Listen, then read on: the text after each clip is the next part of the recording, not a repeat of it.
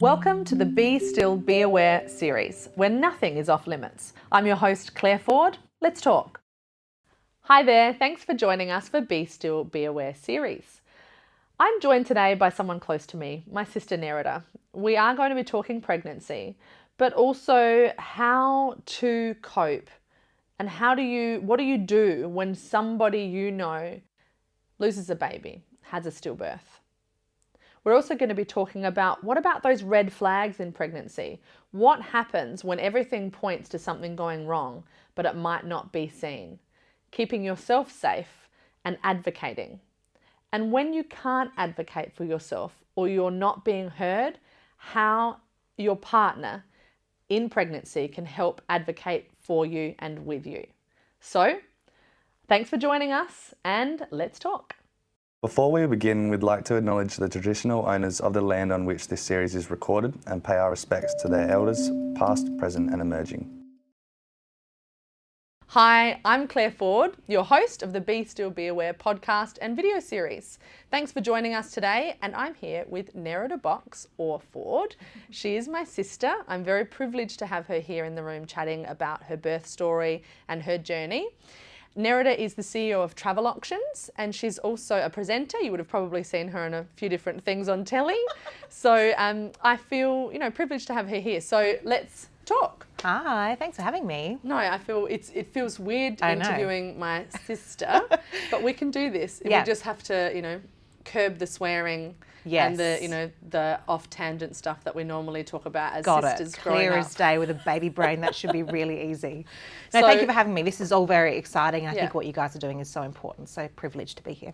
Well, I'm excited about it, and I think you've got a lot to share because you're sharing it from a completely different perspective. And I think, you're soon to be mother of two, and you're pregnant. So obviously pregnant at the moment, and your beautiful son Boston is now almost 4. Almost 4. It's gone so fast. It's crazy. And you're also Alfie's auntie, who is my firstborn daughter. Yeah. And that's where I think we'll start the chat, because I think and I suppose looking at stillbirth and birth and that journey from another's eyes, so I think is really important. So I don't know, maybe just let's go back to that that day. Well, I just remember being so excited because both you and Gemma, one of our other sisters, was pregnant at the same time, and it was just this blissful, happy bubble. We've got a really, really close family, and the whole pregnancy was just you guys having photos together and sharing bump pics, and I remember you had a shared baby shower, and there was just never a moment that we didn't think it was not going to be what it is today. Yeah. And I think when you haven't had someone who's very close to you go through it, it's kind of out of sight, out of mind. You think, oh, no, it's fine. We go through pregnancy, have a baby, it's all good. But when you have someone who's so close to you go through something so horrific and traumatic that you weren't even aware was a possibility, it really does change your outlook on pregnancy, but it also changes your outlook on loss. And I think prior to having you go through it, if someone had said stillborn, I would have assumed, oh, there's obviously something wrong with the baby, or it was obviously very, very early on. But we had the privilege of meeting Alfie, and I thank you so much for letting us be a part of that, because she was a beautiful little girl, and we had beautiful moments with her, and it's just such a shock and disbelief that can happen. Like during labour, so far along, like 39 weeks you were, and you've been in pre-labour for 2 weeks. We just assumed that we'd get the message and it would be, yay, we'd go to the hospital like all of us always did, rallied around everyone when they gave birth. But getting that text, I remember exactly where I was at work, and Mum sent a message around to everyone and just said, please start praying for Claire and Brad. She's at the hospital, there's no heartbeat. And I just remember this feeling of and it's like nothing else you can ever actually put into words. It's, hang on, what do you mean? We were just with her last night, and then it's just disbelief. And then, going to the hospital, we're all there waiting for you to give birth. And I think there was still this hope that they were wrong. And, we were all in the room with you. We were massaging you. I just remember you seemed very drugged up. I think they just tried to put you under a lot as much as possible so you didn't feel as much pain. But that was just such a crazy time to know that what you're about to go through was something that none of us have any experience in or never knew was a possibility, and that you're going to have to birth dead baby. And I just, now being a mum myself and also being pregnant, I just can't think of anything worse. So I thank you for letting me meet Alfie, because she was perfect and she was beautiful. And I just remember saying to you, can I take photos? And you were like, oh, I don't know, yeah, I think. And you were just so in this other world. And I remember, you know, Brad just being so stoic, but also just seeing the pain in his eyes. And I'm so glad I just started taking photos, because she was a beautiful little girl. You know, she had chubby cheeks and she was big, like she was a big, beautiful girl. And it definitely changes your outlook on pregnancy, for your friends, for yourself, for other family members. It takes the naivety out of it, because you know the statistics, you know how common it is, and until you came along, Claire, no one was talking about it. I remember, you know, the things that we were talking about afterwards was, this is just so, like, you know, this doesn't happen. It's so rare. And you were like, well, is it that rare? Hang on, what's going on here? And, you know, you in those early months of grief, trying to probably understand what you had just gone through, uncovered this beast, which is that this happens in every 135 pregnancies. And it's really common, and it scares the shit, sorry to say it, but out of me. So it definitely changed my outlook on my pregnancy and subsequent pregnancy. But yeah, Alfie was perfect and she was beautiful, and she should have been here today, which is why what you guys are doing is so important.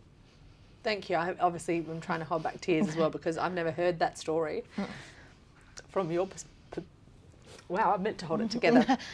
I've never heard it from your perspective before, in terms of the messages that have to go out, and things like that. So let's just compose myself. No, well, it's what it is. Yeah, you know, this grief doesn't go away. This is your daughter, and I think you losing, you know, someone to an illness or whatever. Like, you have been a mum for all of that journey, and she should be here. So of course it's going to be raw, Claire. Maybe you should just do the interview now.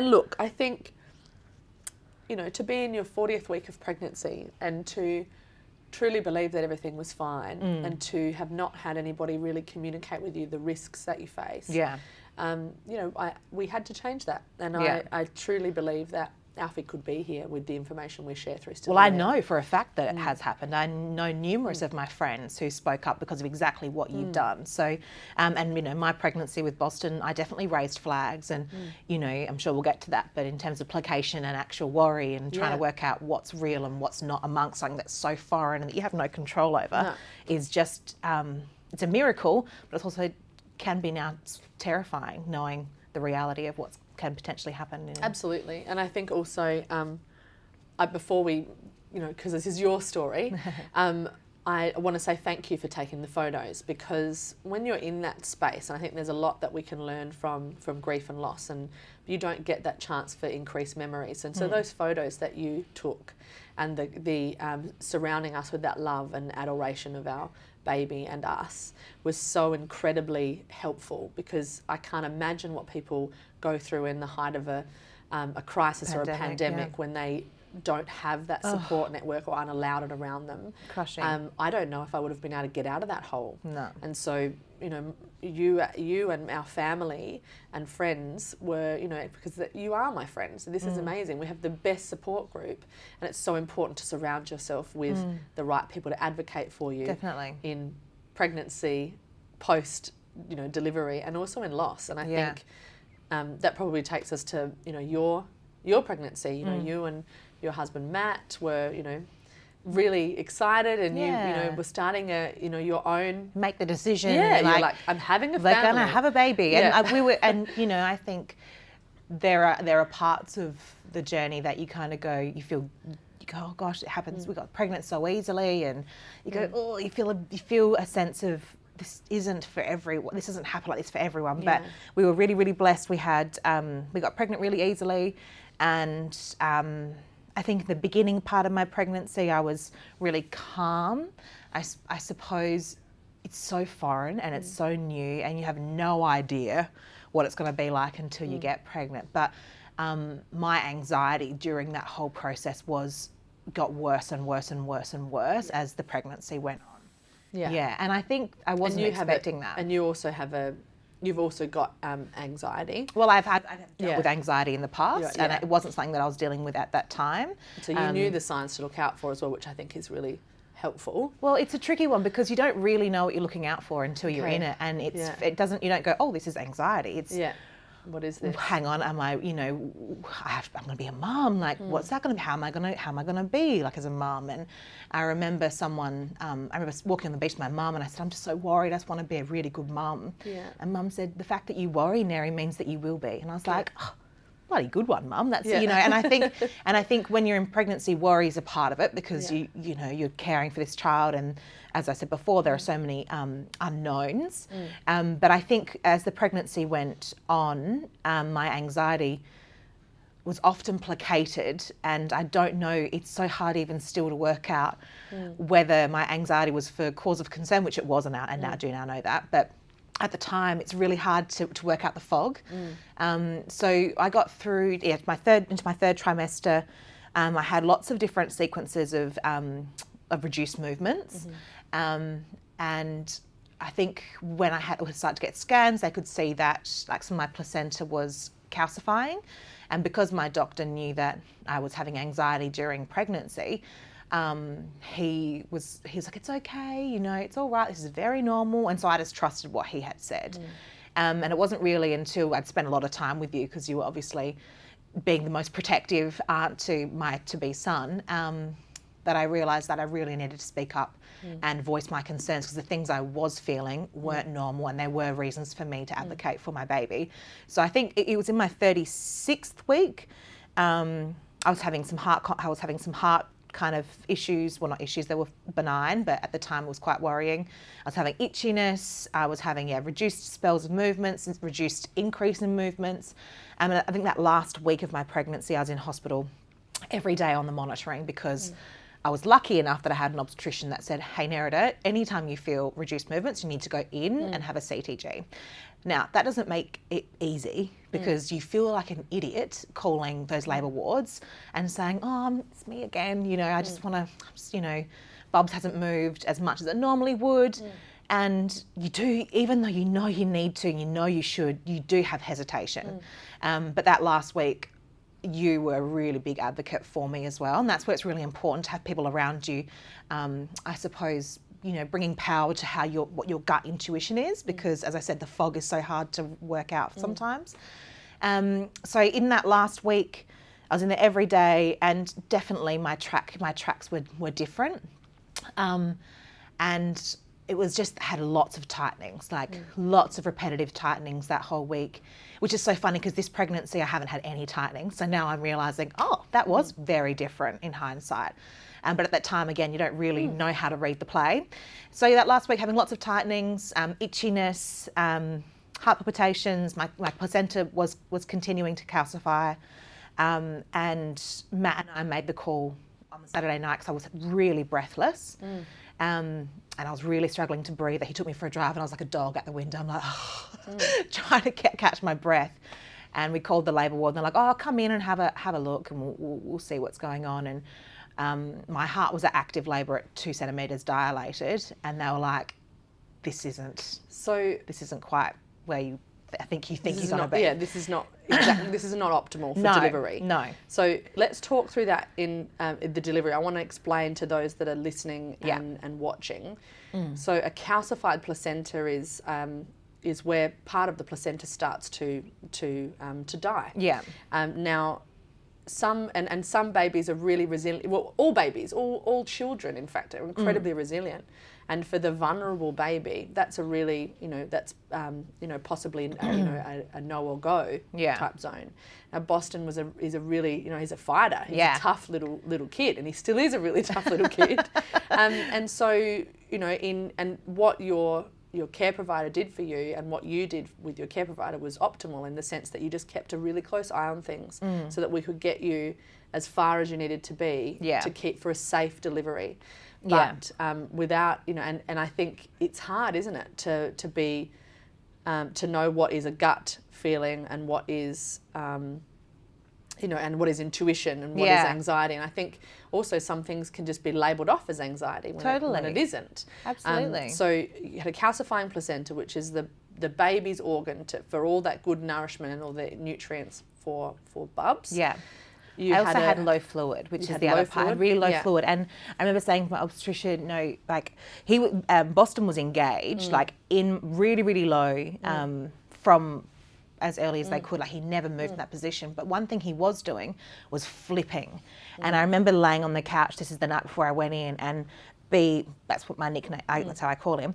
He was literally, Matt was watching and I'd be like, whoa, and he was just flipping. Which is not normal from for him. side to side. And I was just like, whoa, like, this is crazy. And my obstetrician was, at the time, was like, no, he can't be flipping. I'm like, no, he 100% is. And he's like, oh, you're totally right. He's like, completely in all different things, which when I get through my birth part, you'll understand about. And he was fighting to Yeah. say, okay, it's time to get out. It's time to get out of here. So he was communicating with his movements. Your body was telling you something wasn't right. Yeah. You were getting the care you deserved on paper. Yeah. But there was some other things in there that, in a situation where because we don't know who the vulnerable baby is. Yeah. There was additional care that you probably, definitely needed and deserved, and to try and get that forest for the trees. And like you said, you called it the fog of saying what is normal, what isn't, and what's anxiety and what's okay. So eventually you got to the point where you were struggling to breathe yourself. Yeah. And you got to the hospital, and you and your husband Matt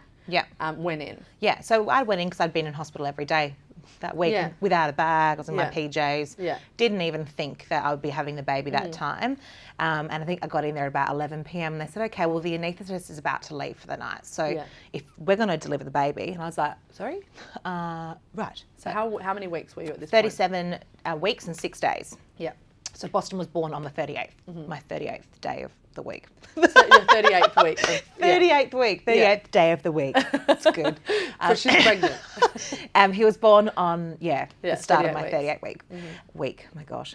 You were 38 weeks pregnant when your son Boston was born. That's right. That's what I'm trying to get out.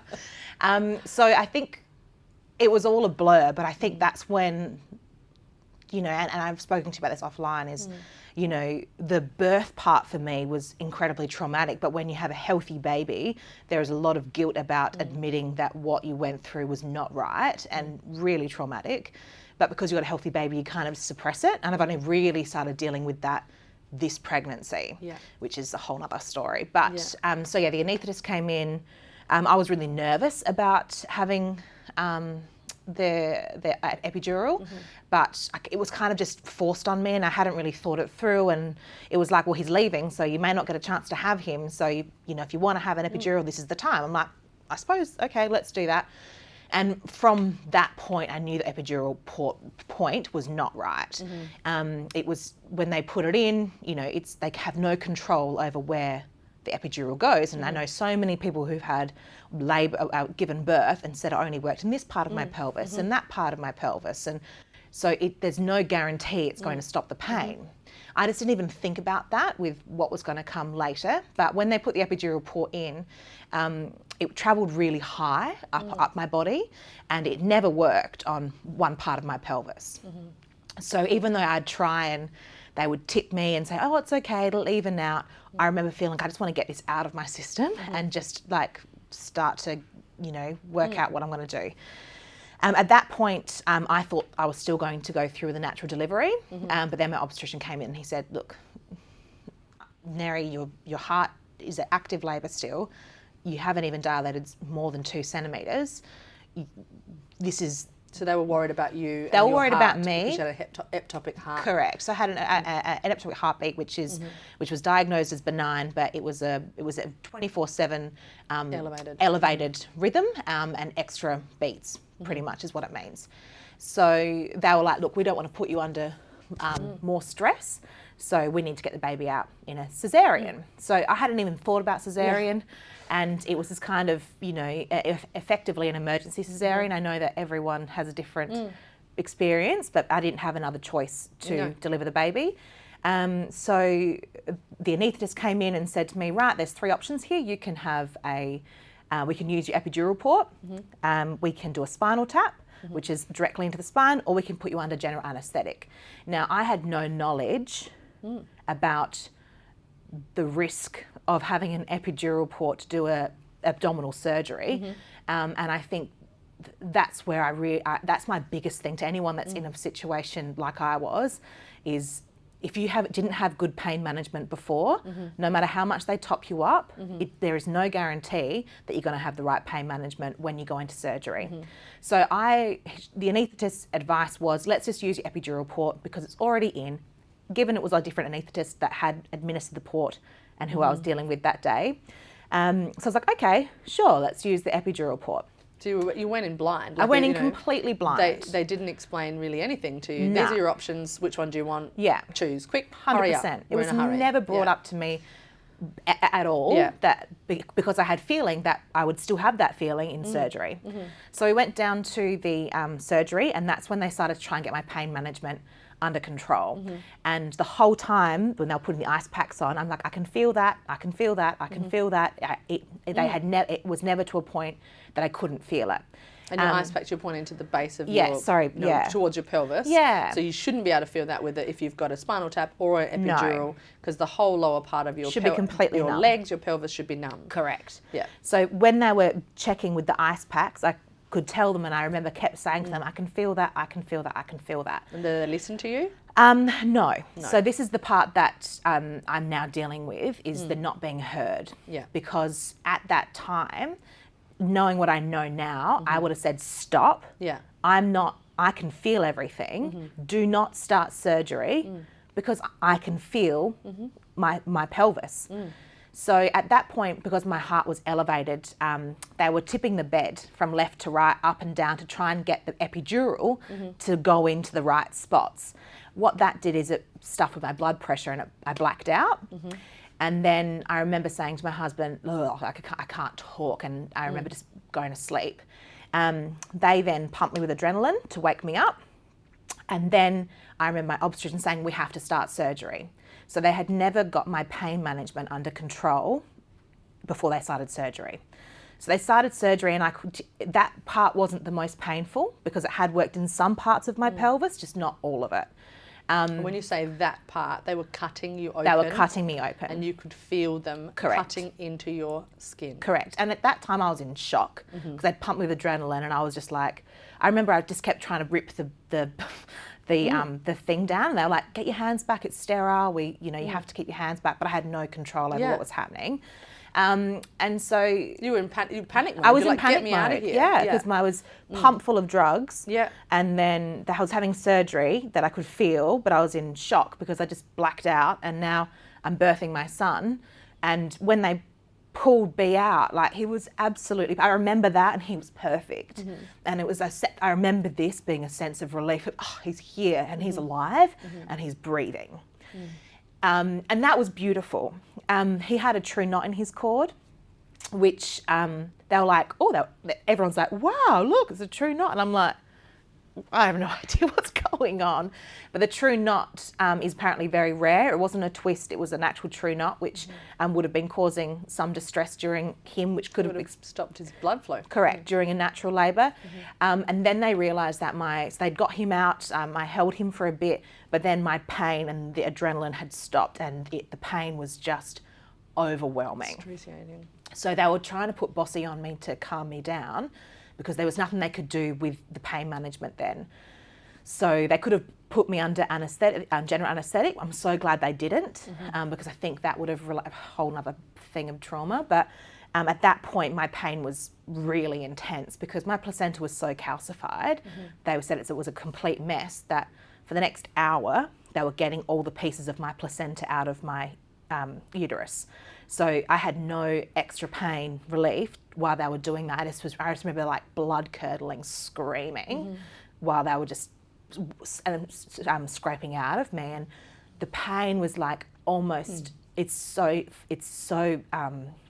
Vivid. intense that you can't actually remember the pain. You just remember the experience. I feel like, so that whole part was surreal. So I remember going in there and everyone saying, "Oh, cesarean's like 15 minutes." And I was in there for over almost 3 hours. That's how long the surgery was. Anyway, so and I could feel the stitches. You could feel everything. You were awake and you were feeling them scraping out your placenta out of your uterus. Yeah. Because it's dangerous to leave that in. And then your placenta had calcified, it had fallen apart. Your son was alive, but he had a true knot in his cord. He was flipping throughout the pregnancy. Yeah. There were so many things that put you and him at risk. And the thing that got you over the line was the fact that your heart was going crazy. Yeah. And they went, okay, we need to protect you. And they they weren't protecting you, they weren't protecting the baby. They just were acting on what they thought was best. Yeah. Without communicating. And it makes me really cross. I know, and I think the thing is that even though you're birthing your baby, you feel like you don't have control or the power that you actually do. And I'm much stronger this pregnancy because I know what I am entitled to, but at that time you completely are at the mercy of whoever is giving you the care and advice. And until something doesn't go right, that's great. But the fact is that shit goes wrong and shit like this does happen, but no one talks about it and understands that, hang on, why the F was abdominal surgery started on me while my pain management wasn't under control. 2, they just like brushed it under the rug. It was the midwives that came into me after surgery that said, "Nerida, that was really traumatic for everyone in the room. Are you okay?" And I was just like, I don't know. And then I started having panic attacks. But the best thing was that Bossy was really, really, really healthy, and he latched straight away. And they were very worried about me with postnatal depression because of the trauma that I went through during the birth process. But he relaxed me. He calmed me down, and that was just so powerful. And I think I'm so blessed that people who go through postnatal depression and those kinds of things, that would just be so awful. And I was really lucky that I had a really, really good bond with him straight after. But yeah, it was pretty full on. And I think you don't. To put it mildly, it was full on. Yeah, to put it mildly, it was full on. And I just remember like the post baby blues. Or, my blues were that whole week because they kept pumping me full of drugs afterwards, like endo. And you don't cope with. I don't cope well with drugs, and I said to them, when I have medication that makes me foggy, it can really amplify my anxiety. And they just didn't listen. And they were like, don't worry, it's like having a couple GMTs. And I was like, I really don't want to take this codeine. If this makes me foggy, please don't give me anything that made me foggy. And no one bloody listened. No. Fentanyl, codeine, endone, they were giving me the most crazy amount of heavy painkillers that just made it even worse. And I remember saying, I just want to get everything out of my system. Just give me Voltaren and I'm fine, like honestly. And when I could have that clarity and they were listening to me and realising that, oh shit, she does know what actually works for her, I started to be able to heal and be able to get out of bed. But I didn't get out of bed for the first 5 days after surgery. Well, and also you just had a massive surgery. You're meant to be able to get out of bed and go to the toilet though. So everything in your care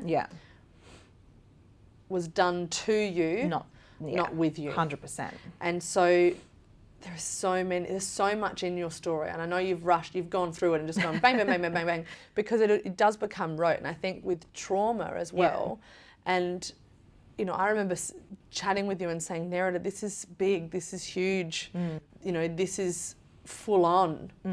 And you mentioned it before that, and I wasn't aware of that until later on, that the level of, you're like, but I just have to be happy because my baby's here. And I look at me, how lucky I am.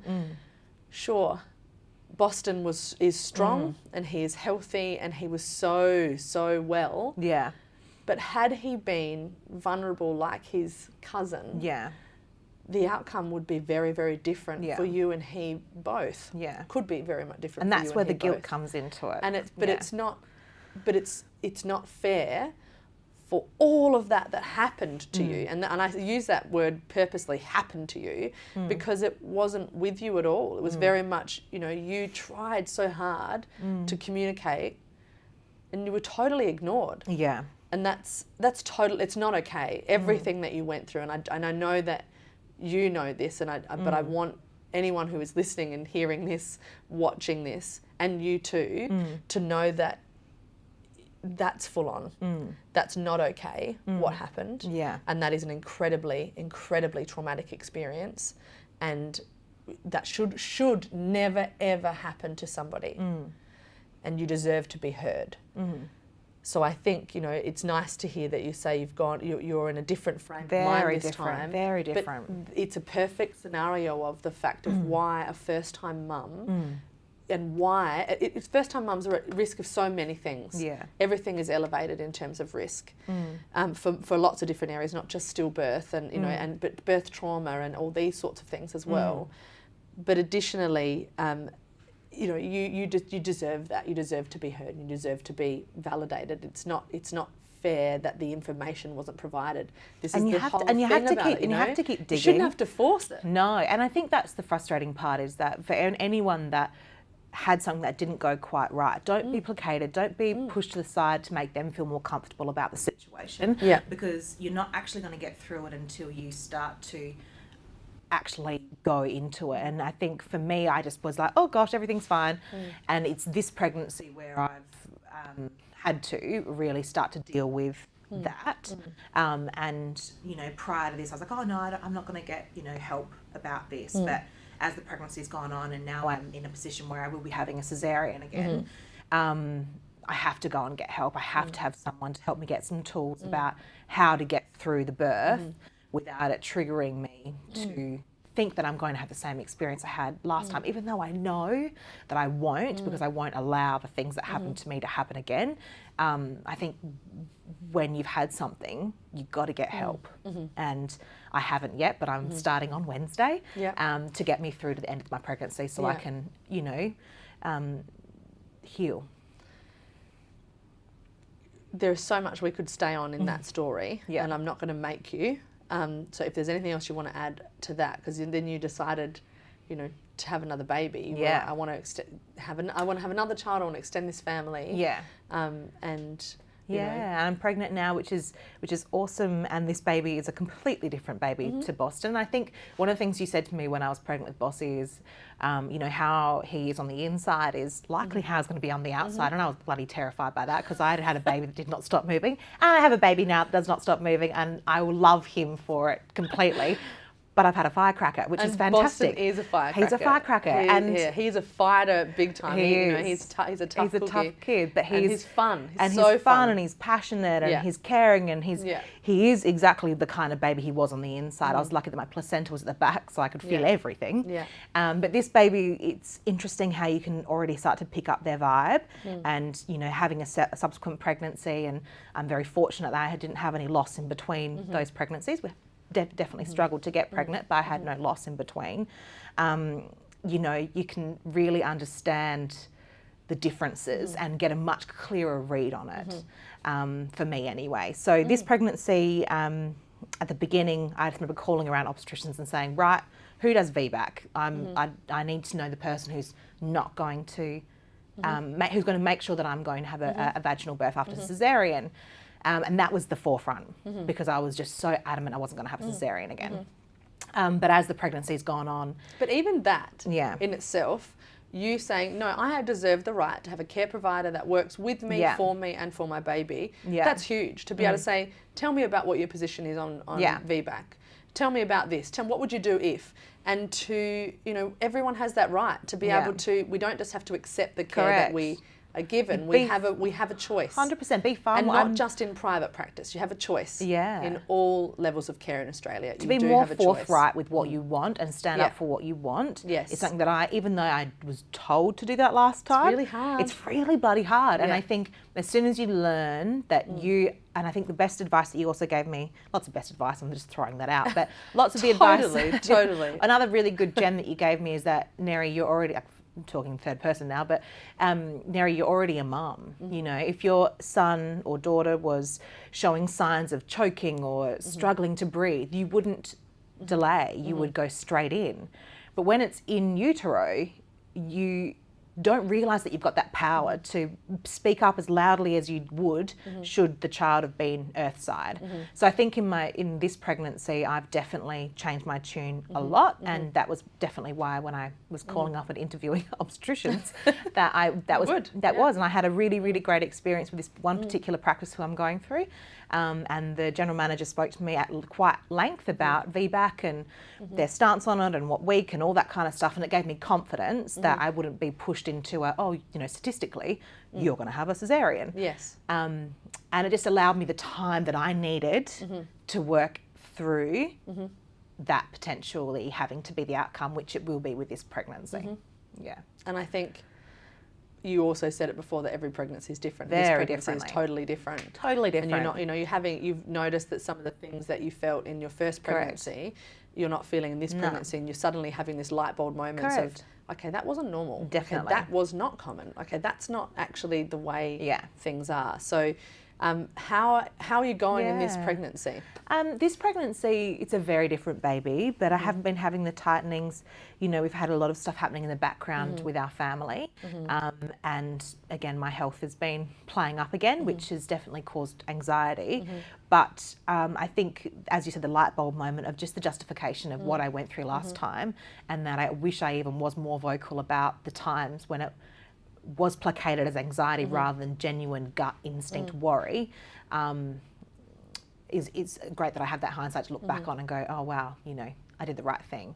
But this pregnancy is really good. I haven't had any, you know, Bubs is really healthy. It's growing. I know all the questions to ask and look out for in terms of fluid, in terms of my placenta, and bringing that up with different sonographers when I have scans and saying, you know, this happened last time, is everything tracking okay this time? And I have a really healthy placenta this time. And Bubs is doing really well. And you also have a great team around you too. I do. We had that's some one thing I've noticed that, you know, you mentioned even like, you know, that you know, having that, choosing your support network and being able to have somebody there to advocate for you. And whoever that is, I think, you know, I'm watching you and Matt in this pregnancy, and you guys are like the best team. He's amazing. I'm really lucky because, you know, even though I say I'm, you know, very forthright in what I'm thinking, I had an experience a couple of weeks ago where this baby is clockwork. So literally, without doubt, 3 times a day, it is at the same time, the same strength in movement, consistency in movement, and same amount of movement. So it's very, even though I'm much more relaxed, I just feel far more comfortable with this one's movement pattern. But I had a night a couple of weeks ago where usually this baby, it literally just rolls, and it's like this very fluid movement, and it's beautiful and it's gorgeous, and I love it. And this night it didn't happen, and I was like, even then I should have just gone in and been on the CTG, but you still go, oh no, I'll just wait and see if it, you know, an hour or so. And I'd felt it move, so I wasn't too concerned, but the strength of movement was definitely different. Anyway, I went to bed, I didn't say anything, and then in the morning I tried to, you know, get Bubs to wake up, and just wasn't quite right. And I said to Matt, you know, something's a bit different. And at that point, I could have gone 2 ways. I could have had a partner that said, oh, you're fine, babe, you know, probably just sleeping, and placated me, which is not what I needed. Or a husband who did the right thing and said, Neri, call the obstetrician. Don't delay. Like, call the obstetrician. Let's get checked, babe. And I was like, oh, I think everything's fine. He's like, babe, don't. Just call the obstetrician. That's why we're paying for this care. And it's also what you deserve, regardless if you're paying or not. And so, it's also what you can get, regardless of whether you're public or private. That is protocol, is that if you ring up concerned about movements, you are asked to come in, you get checked, and you and your baby are first and foremost. But in this case, that didn't. No, so I you rang? I rang and I expressed my concern, said, look, this baby's presenting with some reduced movements. I'm worried. And she said, okay, look, I'll put it through the midwife, and I'll get a midwife to call you. So I hung up. And I actually went to the zoo with my son, and went to the museum with my son, and I just kind of was like, oh, you know, if it was urgent or they were worried, they'd call me back. Again, why did I assume that they would know baby better than I did? But you just make some silly choices sometimes. And my husband called me and said, so what did the obstetrician say? And I said, oh, I haven't heard back. And he goes, what? It's lunchtime. You said at the beginning of the day that you were going to call up. I said, I have, but they haven't called me back, so I'm just going to wait till they call. Matt said, nah. And Matt called them. And that's where I think having someone step in and support your gut intuition, or even take over to ask the questions or be more direct if you don't feel comfortable, is really important. So be that a husband, a sister, a brother, a partner, it's really important that at the beginning of your pregnancy you identify who that's going to be. And say, I really need your help. Like, can you please, when I'm not speaking up or feeling strong enough to, can you help me make sure that I'm heard? Yeah, and 100%. He did. And he did. And he rang Stillaware and said, you know, this is right. And the thing is, you guys had all this information. You knew what you deserved. You knew what was normal. And even then, he still had to get that. Like, are you sure? This is normal, right? I'm allowed to. I'm like, absolutely. Yeah. And I think that he's a perfect example of that advocate for you and for your baby and whoever that person is. I think it's really important because you do second guess yourself. Definitely. And so something fell through the cracks there, and that phone should never have hung up on you. It should have been come straight in, or go straight to the hospital, or just a moment, I'll get the midwife now. Yeah. You know, but the decision was made for you, and without Matt, you know, what would you have done? Would you have waited for the midwife? I would have to waited. call? Yeah. And that's the part where, again, I shouldn't have waited, but I would have waited anyway. They called me back. I went in, and luckily Bubs was fine. Yeah, but this is where the hospital was really paramount. And I have noticed differences between different hospitals. I had my first baby at Ashford, and I have having my second baby at Calvary. I remember when I was going into Ashford, you did feel guilty. They did be like, "Oh, have a cup of ice," you know, wake baby up, and which is a myth, by the way, anyone listening. It's a myth. You know, and I only knew that because I had heard about from Stillaware and that advice, or they'd say, oh, to my friends even, oh, you're a frequent flyer, which underlying makes you feel like a nuisance. Yeah, like a nuisance. But to be honest, at Calvary, my experience has been completely different. And that's not to say I didn't like Ash, but I actually had some fantastic midwives. But at Calvary, I asked the 3 different people who, when I was on the CTG, you know, what should I do next time? And all of them said, even if you go home tonight and something's not right, come back in. We've got beds. This is what we're here for. And every one of them, the messaging was really consistent. And it was really supportive of making the mum know that this was the right decision, and it will always be the right decision, which is where if you have any concern to come in and pop on the CTG. And so I now know that the people there are very supportive, and it definitely makes it a lot easier when you know people around you are listening to you. And I think also you have made them listen. Well, you and Matt together made them listen, and I think that's terrific that you feel heard. But you've also it's interesting to to listen to the the empowered, strong mum that you feel you are, and that you are in this pregnancy, and the team that you have surrounding you, and the fact that you are saying, no, I deserve this, and so does my child, and we are getting this because that's what we deserve. And I think it takes a lot to be that assertive. Yeah, and I think even with my obstetrician this time around, I'm going in not worried about the time. If I have any questions that I want answered or advice on, I'm saying it, and I'm spending as much time as I need, and I've been given that space by her to really read the play and trust whatever I say, and be led by that rather than her leading me. And that's been really, really good as well.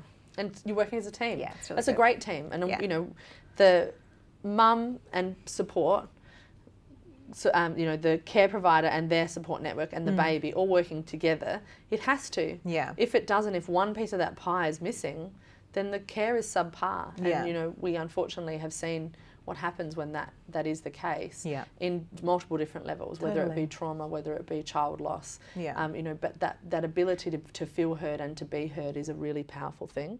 And I think, you are a beautiful pregnant lady and you are a wonderful mum, and this little bubba is very lucky to have you, and it's going to make a welcome addition to your family. So very excited. Is there anything that you want to say to mums, dads, support people, whoever who is listening, what's 3 things that you want to leave people with that you think are the 3 things that you want everyone to know in pregnancy?